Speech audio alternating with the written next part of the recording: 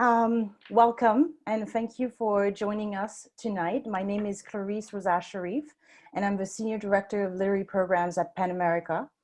And it's our honor tonight to host such a special event and celebration of When They Call You a Terrorist, the Young Adult Edition by Patrisse Cullors.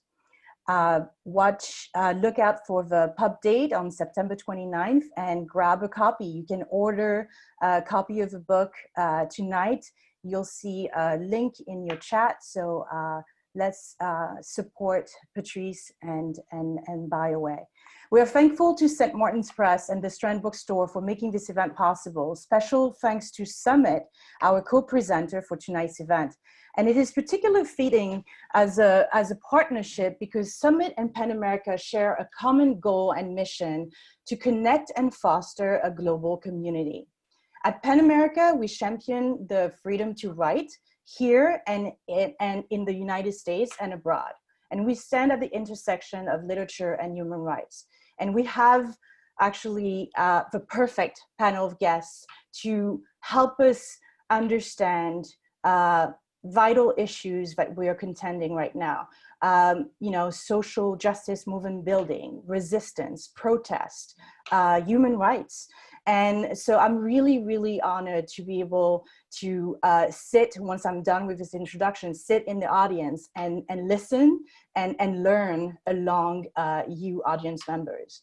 Tonight, we will have also a Q&A, so please use the chat function to surface your questions. And let me just introduce our guest quickly, and then we will get started.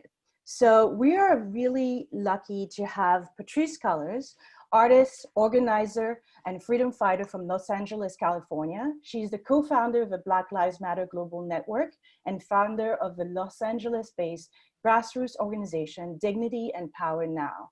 And of course, she's the author of the memoir, When They Call You a Terrorist, and now it exists as a young adult edition. Joining her is Joshua Wong, Hong Kong pro-democracy activist, one of the leaders of the 2014 Occupy movement, an author of Unfree Speech, The Threat to Global Democracy and Why We Must Act Now.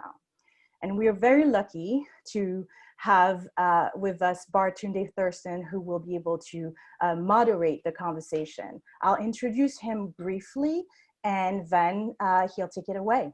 So Baratunde Thurston is a writer, activist, comedian, and an Emmy-nominated host. He's the author of a New York Times bestseller, How to Be Black. He's the executive producer and host of 2 podcasts, How to Citizen with Baratunde, and We're Having a Moment. He's also the creator and host of a weekly pandemic show, Live on Lockdown. Over to you, Baratunde. Thank you so much all for joining us tonight. Thank you, Clarice. Thank you, PEN. Thank you, Summit. Thank you, Zoom, for keeping us all together during this weird time. You're doing a lot of work, Zoom. I don't know how you're doing it. If I start thinking about it, I get suspicious, but thank you, Zoom. And it is, you're going to hear the word honor a lot tonight, but I'm honored to be here with Patrisse, with Joshua. I look at the work that both of you are doing. I'll address you directly as people. And I see one of you on the east side of the Pacific and one of you on the west side of the Pacific, both doing this beautiful work of fighting for freedom. What I'd love to open with is your own description and definition of what you're actually fighting for. Patrisse, why don't you put into your words, what are you fighting for? Thank you, Baratunde, and thank you, PEN America, and thank you, Summit, for bringing this team together.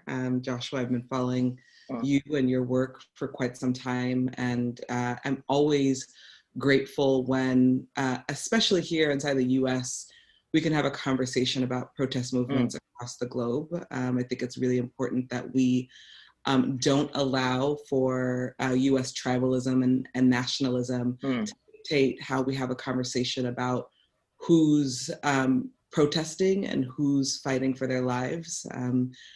So just very, very grateful for this opportunity to talk. And, you know, I think this question about freedom, I've thought about this question a lot. I actually spent an entire year or two in a deep dive with Harriet Tubman.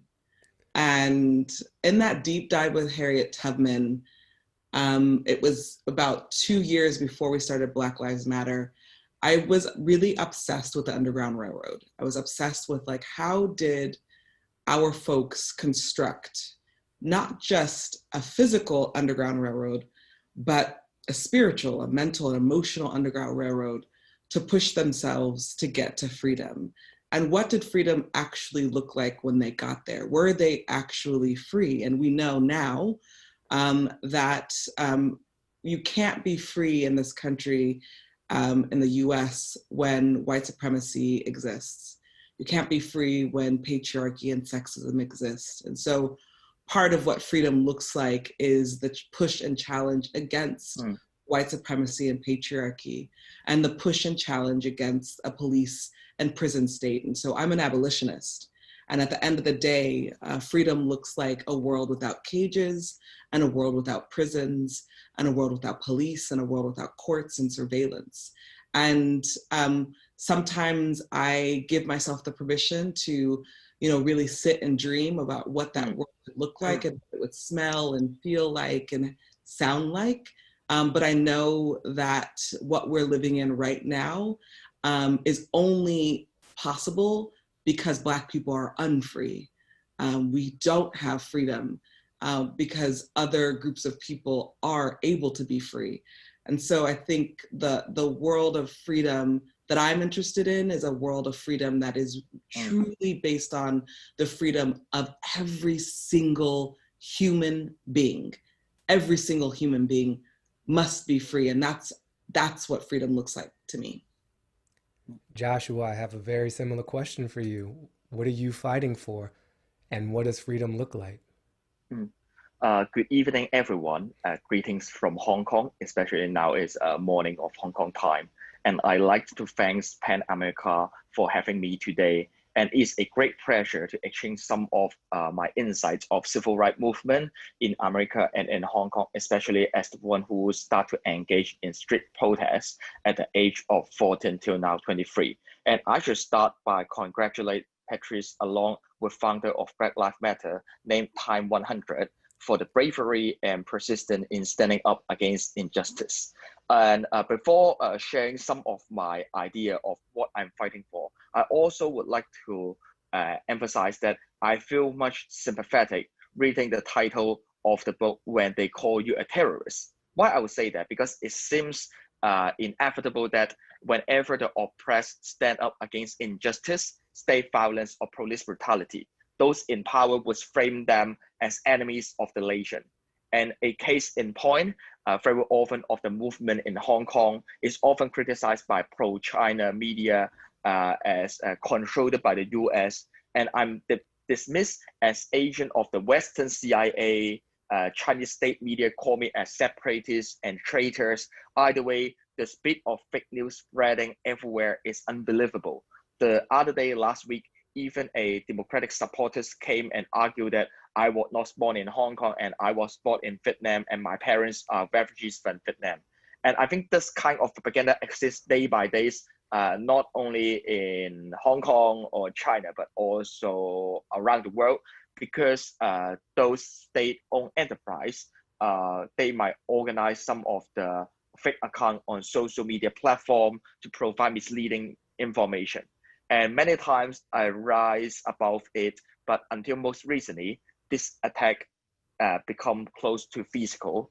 And right now, apart from the experience being arrested for 9 times and being jailed for 3 times, in the recent weeks, I'm stalked by cars and plainclothes agents on a daily basis.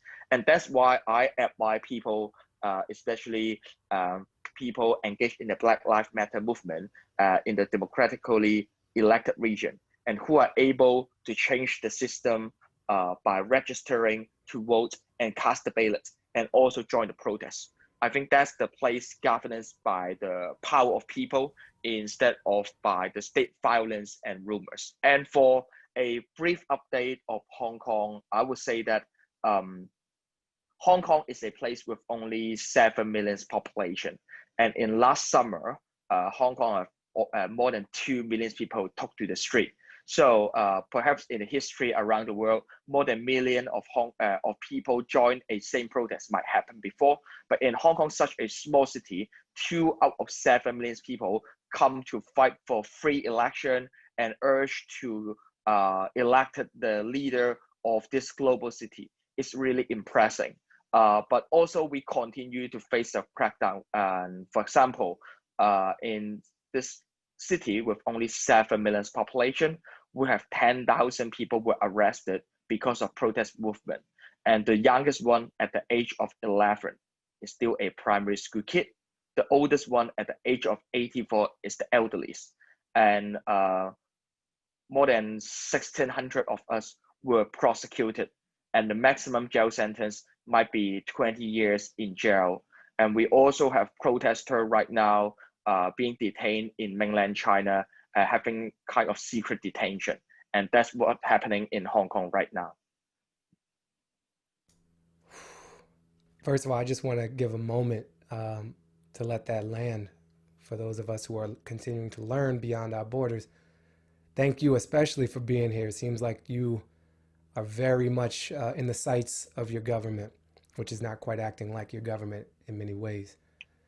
Patrisse, first, do you have anything you want to add to or respond to that before I try to move to another topic? I want to give you some space. No? Okay. I want to come back to the title of your book, Patrisse, because Joshua felt it and is living it. When they call you a terrorist, when your own government that's supposed to protect and serve and defend kicks in your door. Yeah. What does it look like? What did the actions look like? You know, being called a terrorist is one thing, but what are the consequences of your own governments turning against their people? What does that feel like? What is that? Sure. You know, I think for us, when we were first labeled as terrorists by elected officials and appointed officials by the media, I was scared. I was scared. I was disturbed. And then I took a moment to pause and just as Josh said, realized that whenever Black people in particular stand up against the state, challenge the state, call for peace, call for justice, we are named terrorists. And I had to take a moment to think about Angela Davis, to think about Huey P. Newton, to think about Dr. Martin Luther King and Malcolm X, and so many other known leaders and unknown leaders who were labeled as enemies of the state versus human beings who are trying to make their country better. I think that's the part to me that is so deeply disturbing, is that the work that Josh and I do in our countries is work that's really about paving a new way, and work that at the end of the day, if we were listened to fully, people would understand that it benefits everybody. And that is in fact the issue. What our governments are doing separately is only benefiting the few. What we're trying to do is benefit everyone. And so, you know, the label terrorist becomes this label that is very easy to stroke fear in other people. You know, people have sent me the text messages that they've received by the right and the Republican Party, and those messages largely look like if the Democrats win, Black Lives Matter will be destroying your home the next day. You will be losing everything that you have. And so there's this deep sense of fear that is being pushed on people. And it's our job to challenge that fear. It's our job to challenge the misinformation and disinformation that our governments and then thus so many other people start to absorb because they're fearful, because they're scared. And so, you know, our call to action right now in this space is yes, vote. We need people to vote, but vote so you can build power. We're not just voting for voting's sake, we're voting so we can build an alternative world, so we can build the power that actually gets every single one of us free, back to your first question. I think the last thing on this label, when you're issued this label, terrorist, it actually makes way for you to be labeled a whole lot of other things as well. It's a label that dehumanizes us. It's a label that relegates us as evil, as bad. Many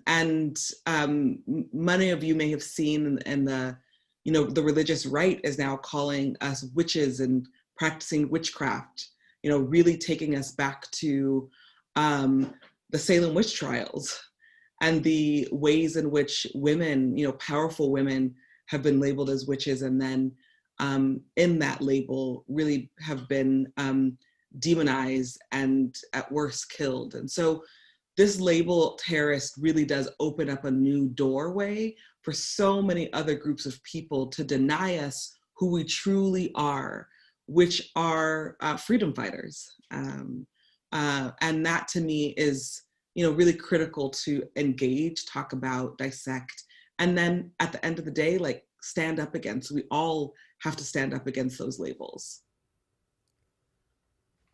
Joshua, similarly to you, what do you think your government is afraid of?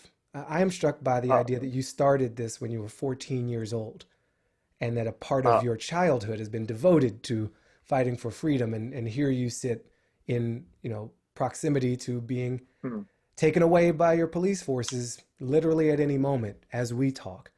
What do you think they're afraid of, and what has it been like for you to be labeled a terrorist or a traitor or not even from Hong Kong? When I was 14, Beijing tried to introduce the brainwashing subject to all high school students, and that's my starting point to engage in street activism. And that policy is not only forcing students to love the country, but even loyal to the authoritarian regime. And that's the reason for me mobilized more than 100,000 people, surrounded the government headquarters, and urged the government to withdraw the evil proposal. But I think I face similar situation in Hong Kong. What I mean is being one of the freedom fighter to fight for freedom and democracy, the Hong Kong's leader and the one who uphold the power, they also label us as facilitating local terrorism in Hong Kong, which is really terrible. And I would say that for the situation in Hong Kong, which is how about arbitrary and uncontrolled armed state officers funded by taxpayers can go when their power is unchecked and unaccountable in an undemocratic system. And in Hong Kong, we have a young lady being gang raped by riot police inside police station after file complaint with no response from the authorities. We have 16 years old high school student being fired by a live round during the protest.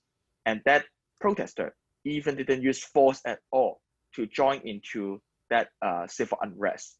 And we also realized how a protester died in the protest because being fired by rubber bullets, tear gas, and more than 30,000 canister of tear gas or rubber bullets were used in Hong Kong. And in Hong Kong, such a small city with only 18 districts, all of the citizens also experienced the fire of rubber bullet and tear gas inside, not outside of the government headquarters, it's inside the residential area. But I would say that right now, what I'm experiencing is the time to hold the accountability of the government, no matter in the country of under authoritarian regime, just like Hong Kong, or in China, or even in democratic country. Sometimes it really matters to put pressure and to facilitate more people to concern about the level of violence, and also about how to deal with those threats and chilling effect. And in Hong Kong, we always have the practice of how riot police might storm into the house of activists 6 a.m. in the morning with the house search warrant without any notification. and arrest the protesters suddenly.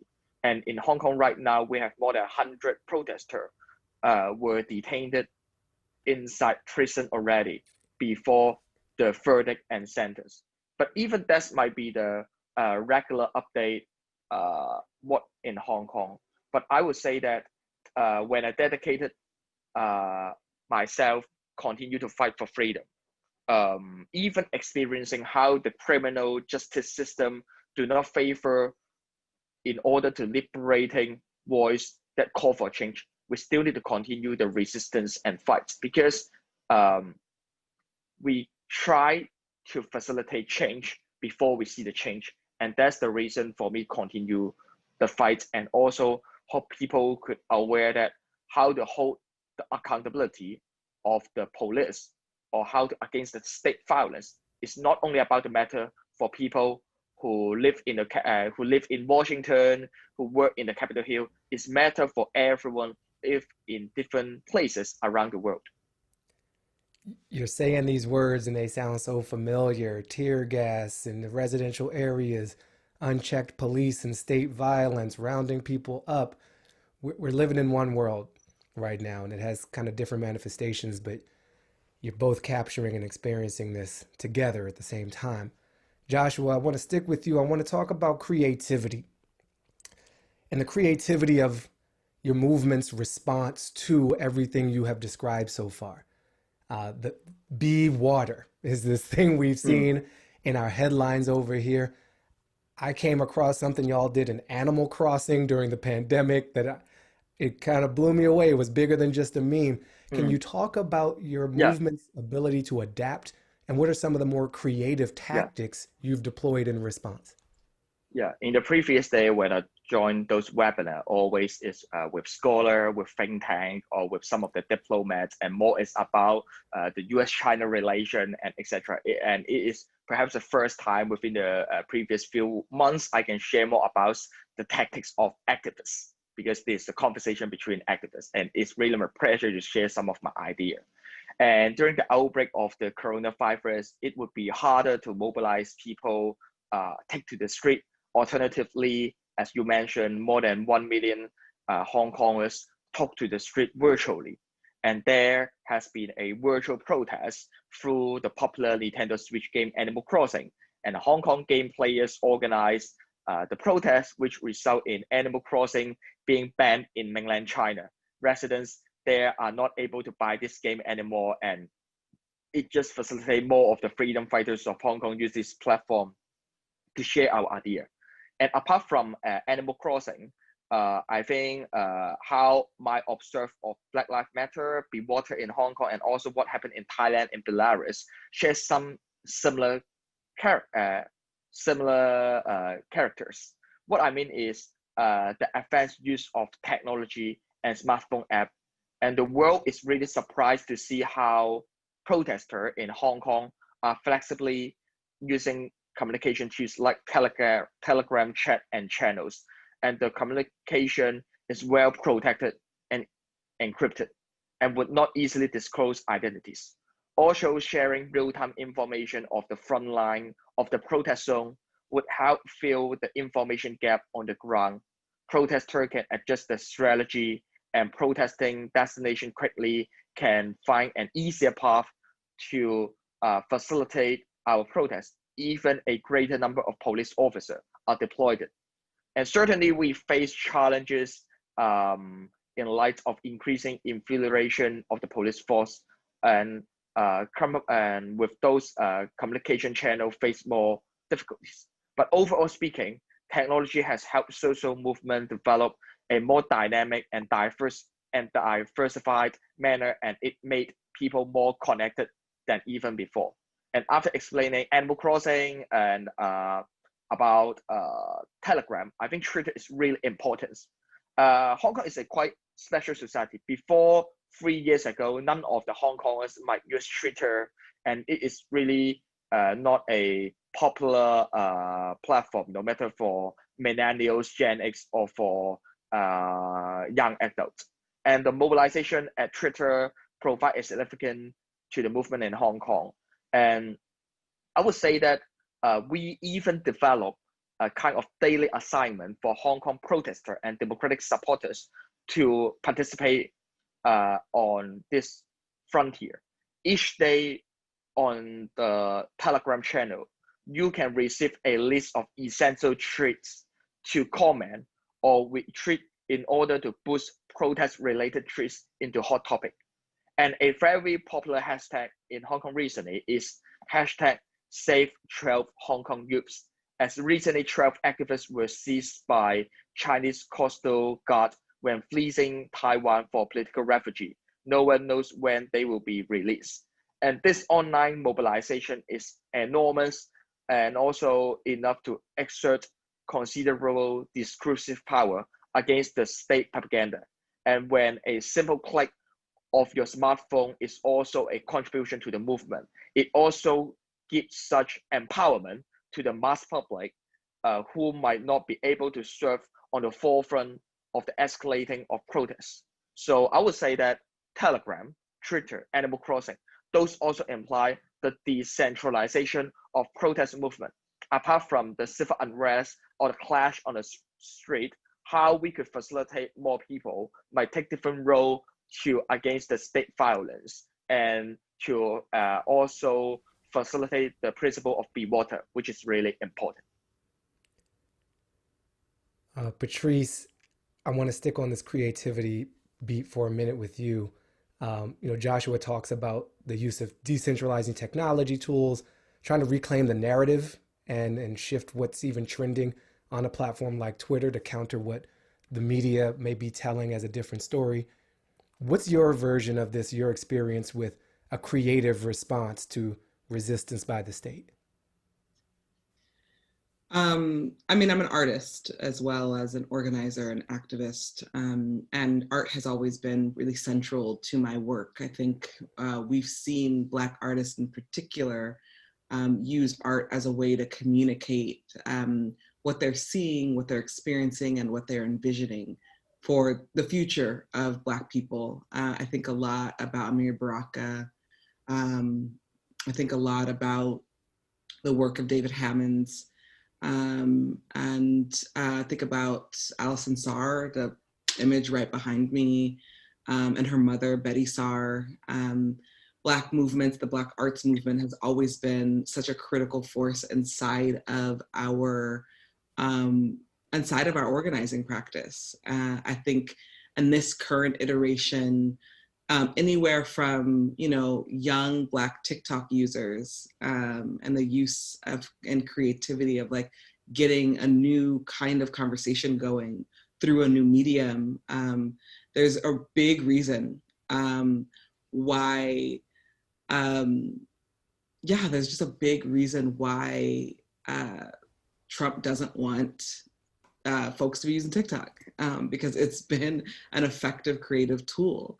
I also want to just flag that there's a troll in the chat, BFD, who's a troll, so we should take him out the chat for folks who are managing the Zoom. And then I just want to talk about how, thank you, Pen America, our troll has been removed.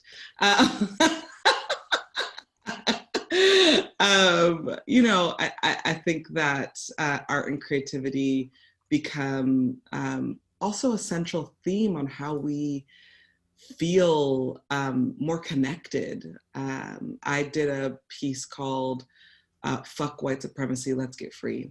And it was in response to the first visuals that we started to get from babies being caged at the border, the US-Mexico border. And I just remember the sheer hopelessness I felt. And I was like, you know what? Let's figure out how we still stay connected. This is pre-pandemic. We still stay connected to each other because part of the role of white supremacy is to disconnect us, is to keep us isolated and scared. And so when we come together, get our endorphins moving through dance, something else happens, which is us being able to imagine more freely. So we did the electric slide. There's 200 of us that showed up to an art gallery parking lot, and we did the electric slide for 2 hours. and had this amazing DJ. And I promise you by the end of that, I thought that people would, you know, it was a performance piece. So I thought that people were going to show up and, you know, maybe do the electric slide a little bit with me and then sit down and go home. And like maybe, you know, about 15 people did that, but majority of those folks did the electric slide for 2 hours. And it just showed me how much people needed something different, needed to feel something different. So creativity is so critical in the work of organizers and activists.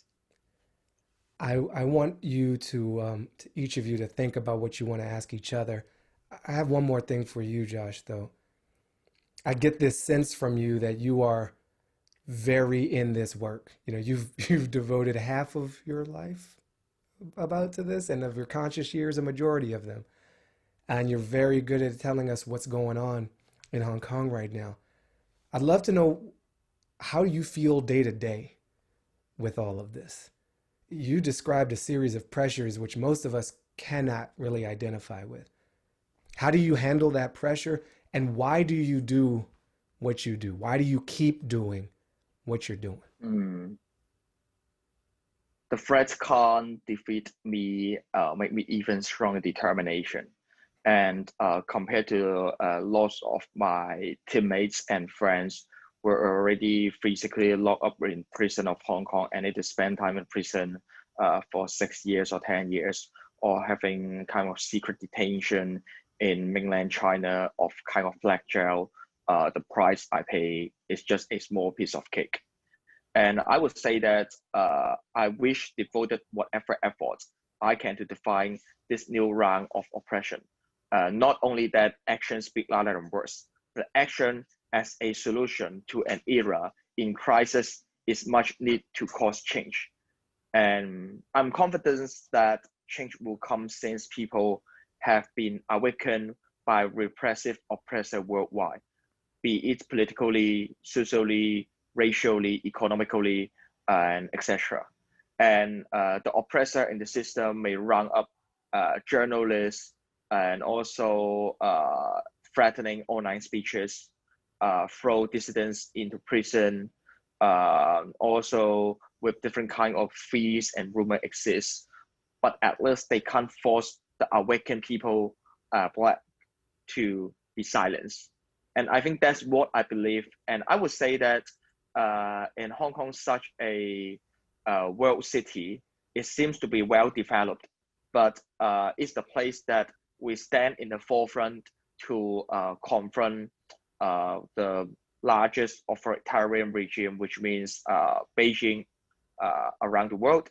And we also hope people could know that this kind of fake news, misleading information, propaganda, or the state machine that facilitates state violence is not only affecting Hong Kong, and it might even export to Asia, to Europe, or even to the Western world.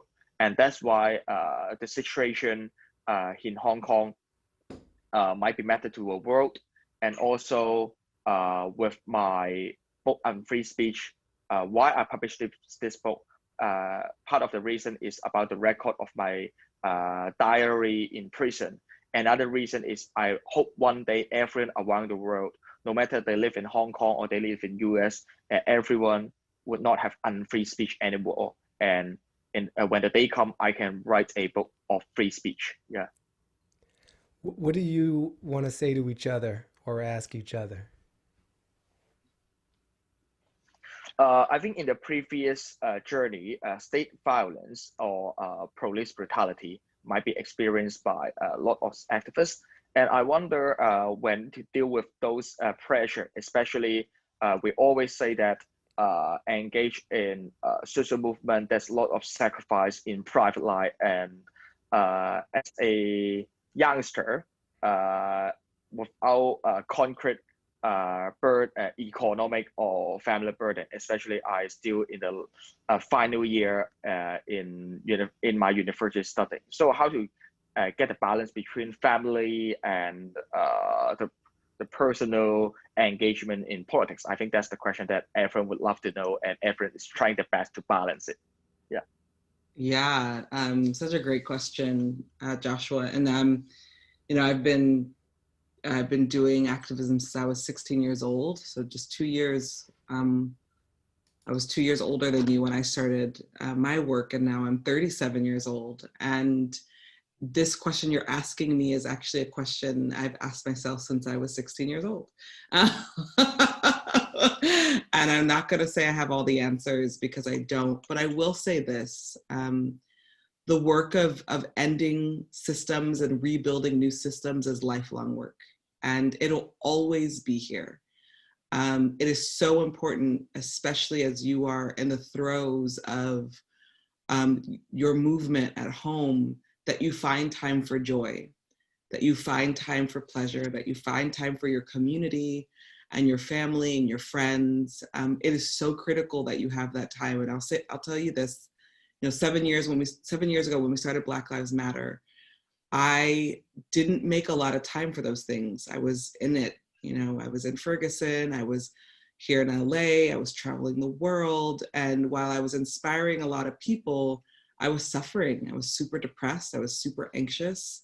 I wasn't taking care of myself, my health, and I wasn't taking care of my friendships and my family relationships, and those suffered greatly. And so, and this iteration of this movement, you know, a few years later, and as the world is galvanized behind Black Lives Matter, I've said no more often than yes.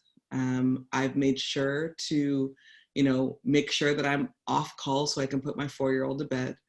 I've made sure to stay connected to my family and community because that's who I'm fighting for. At the end of the day, I'm fighting for the people that I love around me, and I want them to feel that love too. And so as much as that we can give ourselves to the movement, I used to tell people, and it's still true, that the movement is my primary partner. It's my first love. It's who I'm married to. And that often meant that I didn't have a lot of room and space for other people and other things, but I've really tried to balance that these days. And so you're 24 and you have time to really construct a new way of being. And that may feel impossible. And they feel like, how is that possible to do that given how much we have to do? But I promise you the work of building community is also the work of the revolution. Did you want to say anything to that, Baratunde, before I ask my question?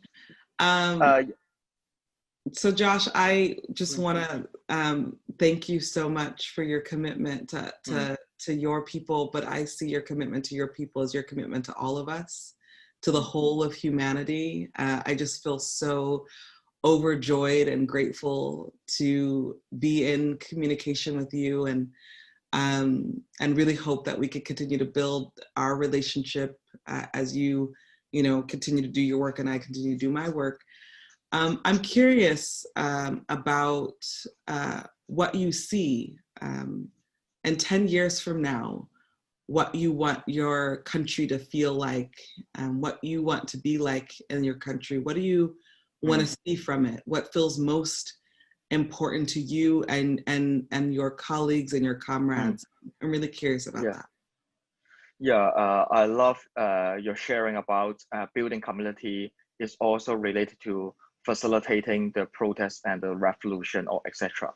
Always people might think there's a contradiction between building a community and facilitating the protest on street, but always I think that there's not having any kind of conflict between them, because the community is really the base to strengthen our capacity and solidarity to continue in this long-term battle. And with your sharing, I guess maybe 10 years later, I may also face the similar situation about how to balance between the family and also about the activism work. And I would say that with my previous almost 10 years journey since 2011, the first year that I found my own activist group, I wish Hong Kong can be a place that freely allow people to determine their future, instead of their future is being dominated by the upper class elite, red capital tycoons, or the one who uphold the power and never respect on the voice of people. And because I think in the previous around half hour we talked a lot of police brutality and etc. I would say that the violence or the police violence are seen not only in France but also entrenched in our society. And the system use of violence by the police force is also creating many other social problems, not just in the protest scene. No matter beating up homeless people, mishandling domestic violence, and sexual violence cases. And I think those situations should be more recognized, and it's more about how we can provide a better future for the next generation. Compared to what I experiencing in high school since last summer, one of the differences is about how the millennials and Gen X, they are even braver than me, ready to pay the price and dedicated to the movement. And as the one born a year before the transfer of sovereignty of Hong Kong in 1996, I be described in Hong Kong as one of the senior young activists, which means that yeah, I'm not belongs to the Gen X or millennials, but I'm still being recognized as young activists. But I seems that engaged in politics for a while already, and I just wish to let more people to care about the state violence and the police brutality. And no matter I feel outstretched learning about the development of the Taylor case today, and also I think how what I observed is since last summer till now, instead of defunding police force like what was done in New York, officers in Hong Kong has a rising salary, more subsidies, and extended retirement age. It seems that Hong Kong, which means my hometown, already transformed it to be another police state. And even it's a long-term fight to reform the police system, but I think that's the first step to make any possibility happen for the political system change to be more fair in the future.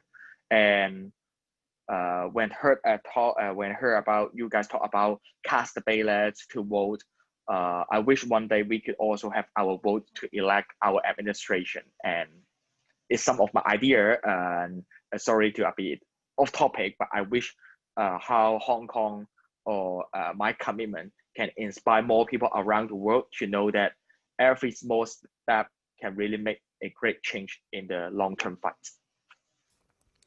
Every small step can make a great change in the long-term fight. Very true. I love these echoes, and I really like you two in direct dialogue. There's an indirect dialogue I think I've been picking up on that I'd like to draw out of both of you.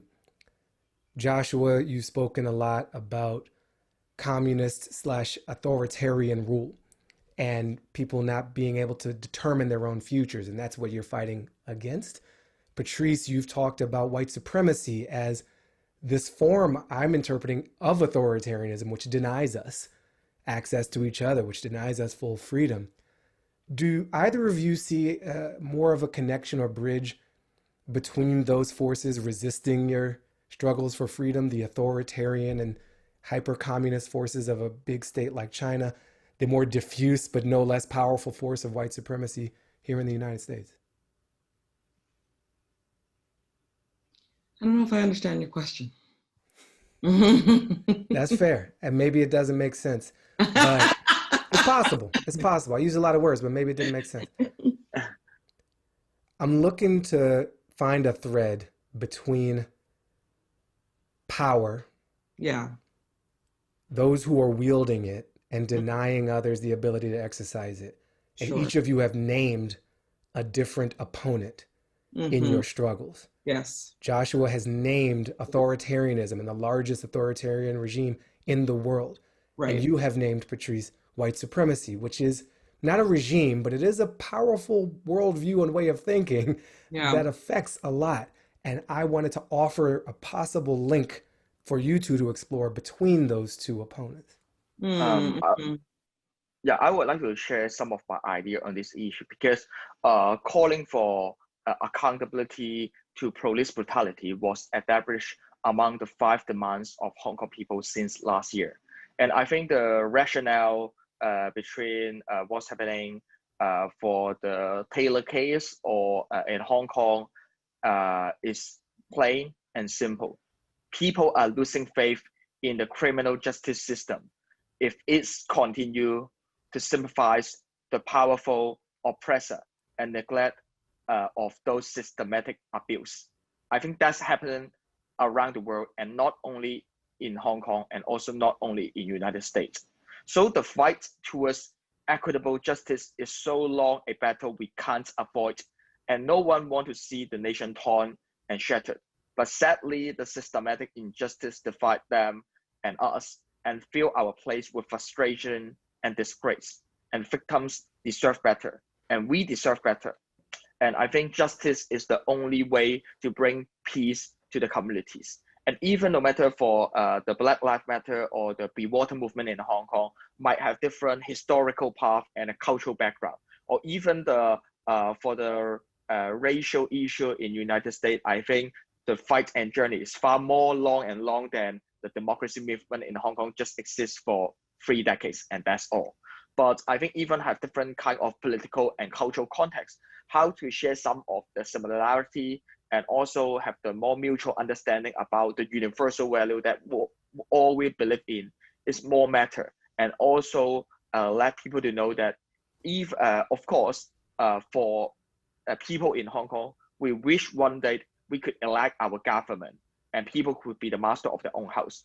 But if people hope to be the master of their own house, having a vote to cast the ballot is only the first step. And later on, how to push forward equality, social justice, and those progressive values that we cherish is still a long-term fight. Yeah, ditto on that, Josh. And I also think that, you know, something that we're not talking about is patriarchy and the role that patriarchy plays in really shaping authoritarian systems. And I think that it's really important that we don't undermine the role of patriarchy and the culture of patriarchy that really exists in so many of our societies across the world. This idea that the iron fist is the way that you, promote a culture or socialize a culture, that the role of punishment and a punitive way of being is the way of being towards human beings or certain human beings. And so I think a lot about patriarchy when I'm thinking about the conversation that we're having right now when it comes to power. And power isn't inherently bad. It's how we use power and how we relate to power. Every one of us have power. We do. The people clearly have power. We're seeing it. And so that kind of power is so important and necessary. It's the power that is abused. It's the power that is used against human beings so that they can't be free, so that they're restricted, so we're unable to be able to get our needs met. A power that manipulates populations, power that is unable to see people for who they fully are. I think that's the power that we're talking about in our countries and those structures. Sometimes as activists and organizers, we, relate to power in really fearful ways. We're like, we don't want to have power because we don't want to be like the state. I actually really want to challenge that because power is necessary. I want us to have power. I want us to build power, but I want us to build power in a way that is about mutuality and reciprocity. I want us to build power that really looks at connectivity and our ability to be human beings together, not power that creates suffering and oppression. And I think we need to be able to differentiate those kinds of the different kinds of power and what they're needed for and what they're used for, how they're used against us. Thank you. We have all of a sudden people flooded with questions as we're just running out of time. I'm going to use my moderator privilege and pick one, which I think speaks to both of you. I will respectfully ask each of you to try to keep it short, and I'll do the same by stopping talking right now. Here's the question from Cynthia P. Many people, including myself, see the systemic and understand the problems, but we do not know where to start. Where would you recommend that we start? I don't believe that physical protest is the only way for all people to participate in our fight for the future. I would say that apart from dedicating to your activism at home, do take time and put more attention to the activists around the world, in Hong Kong, in Belarus, Thailand, and etc. And while we might differ a bit our demands or the complicated power relationship among different actors, I believe that knowing about the world is also a significant empowerment to your activism when you face when sometimes you may feel a bit powerless or a bit defeated or tired during the struggle. And there are always things to learn from each other.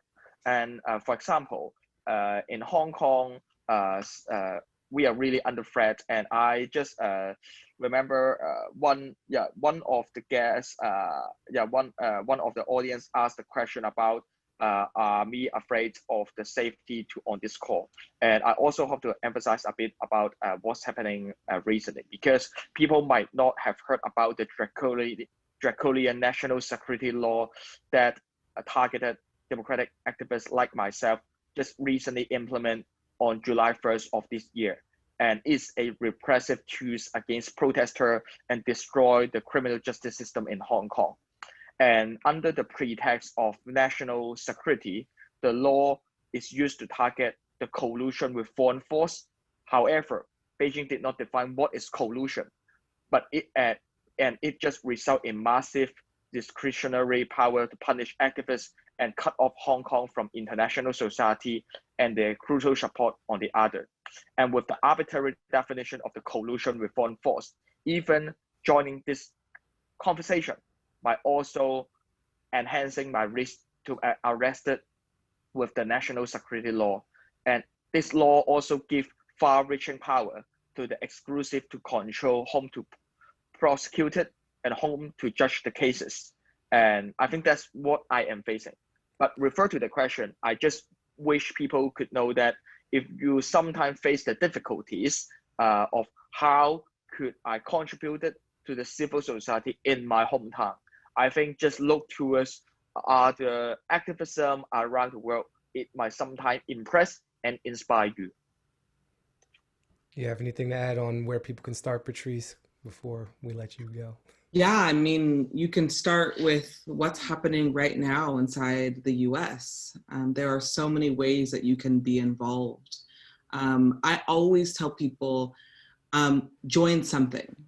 Social media may feel like that is the place in which the revolution happens, but I promise it doesn't.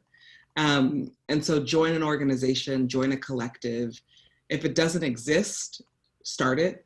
That's what many of us have done. But I'll say that follow what you feel most passionate and most excited about. What keeps you up at night? What makes you want to, what do you want to change in our society? That may be, voter suppression, it may be police terror, it may be an end to the criminal legal system, it may be climate justice, whatever it is, join that movement and show up for it and for yourself. And you can, there's so many organizations out there that are doing incredible work. And we can, plug you into them. But I think that's so important to me. You both are very important to me and to all of us. You've given a lot. I will ask and offer you the chance to give one more thing, which is any closing thought, like a minute, something that you wanted to get to or something you're inspired to share right now before I hand the mic back over to Clarice. That was my closing thought. That was a great one. Joshua? Yeah. The situation in Hong Kong might be a bit unique, and I hope to, through this sharing, to let more people around the world to know that it's still necessary to put more attention to the fights around the world. Just like I mentioned in the past about what happened in Belarus, in Thailand, Black Lives Matter, and etc. Because the fight, of course, more is about how the domestic system reform in our hometown. but more at the same time, it's about the universal value that we all cherish. In the previous day, when we talk about international community or globalization, it might be more about world leaders, collaboration, trade negotiation, how to have more geopolitical cooperation, those high-level political issues. But I think in the new era, when we have more street activism and in the digital age, we can facilitate more collaboration and more of the synergy, and let those upper class and the one who hold the power to realize that they should listen to the voice of the street activism. And even we might not be the one who being elected, or we might not be the one who work in the capital, but we still have our uniqueness to contribute lots to our protest movement. And I think that's the reason for us to join the fight. Join the fight, indeed. There's something, Patrisse, you said that power isn't inherently bad. It's how we use power, it's how we relate to power. And thank you for that. Thank you, Joshua. I'm Baratunde, and it's been an honor to do this. I'm gonna hand it over back to Clarice so we can try to keep this time and let Clarice keep that family together.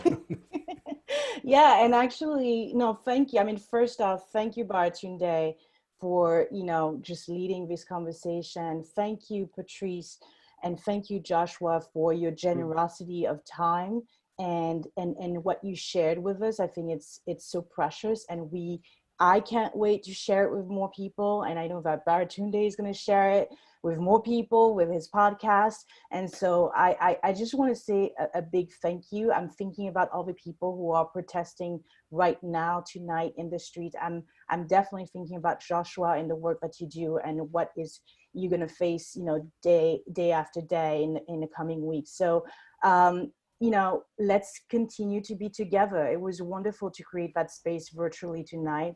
And there's so much inspiration that I'm taking away from this event. And I want to thank everybody for joining us in that kind of space of solidarity and global solidarity, actually. So thank you again, and have a good night, everybody. Thank you. Bye-bye. Good Bye-bye. night.